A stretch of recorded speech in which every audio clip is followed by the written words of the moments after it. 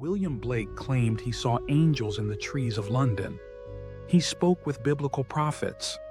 He believed the spiritual world was not distant or symbolic, but present, alive, and visible to those willing to see.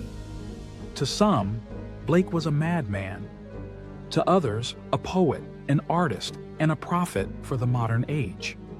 But above all, William Blake was a deeply Christian mystic, one whose faith defied convention and unsettled both church and empire.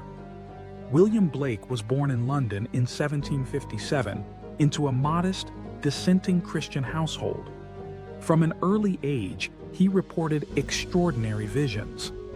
At 4 years old, he claimed to see God at the window. Later, angels in the branches of trees. For Blake, these were not metaphors, they were encounters. His parents, unusually tolerant for the time, did not suppress his imagination. Instead, Blake was apprenticed as an engraver, a trade that shaped his lifelong fusion of image and word. He would come to believe that art itself was a form of revelation.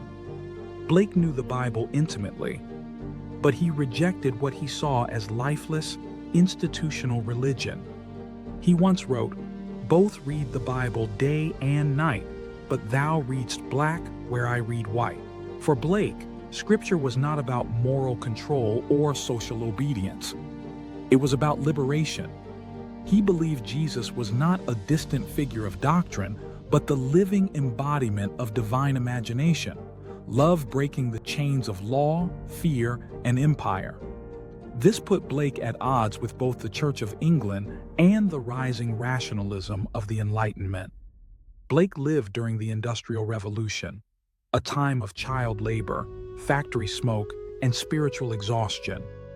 Where others saw progress, Blake saw enslavement of the human soul. His poems, songs of innocence and of experience, expose a divided world. Innocence crushed by power, faith distorted by fear, religion turned into control. In London, he writes of mind-forged manacles, chains not of iron, but of belief. Blake's Christianity was deeply prophetic. He spoke against injustice, exploitation, and spiritual blindness, often using biblical symbolism to do so. Blake didn't just write poems. He created an entire mythological universe. Figures like Urizen, Los, and Albion populate his illuminated books, representing reason, creativity, and the human soul. To modern readers, this can feel strange or even heretical. But Blake insisted his visions were consistent with Christianity, not opposed to it. He believed heaven and earth were interwoven. Eternity existed in the present moment. The imagination was not fantasy, but the divine image within humanity. Imagination, Blake wrote, is the body of God. During his lifetime, Blake was largely ignored. He sold few works. Critics dismissed his art as crude or unrefined. Some labeled him insane. He died in 1827, poor and obscure, buried without ceremony. Yet Blake remained convinced, to his final breath, that he had been faithful to the visions entrusted to him. Decades after his death, Blake's reputation transformed. Artists, theologians, musicians, and mystics rediscovered him. His words would inspire everyone from C.S. Lewis to Martin Luther King Jr., from poets to rock musicians.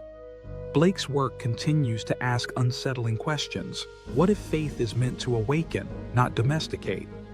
What if imagination is sacred? What if seeing clearly is an act of spiritual courage? William Blake never separated art from faith or vision from truth.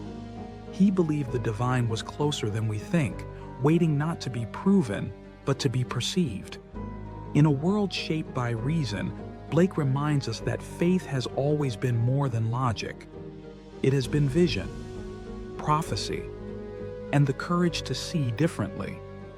This is divine imagination, Subscribe and look for our next episode in this series. What Blake artwork speaks to you? Read more about faith-inspired art at Patheos.com.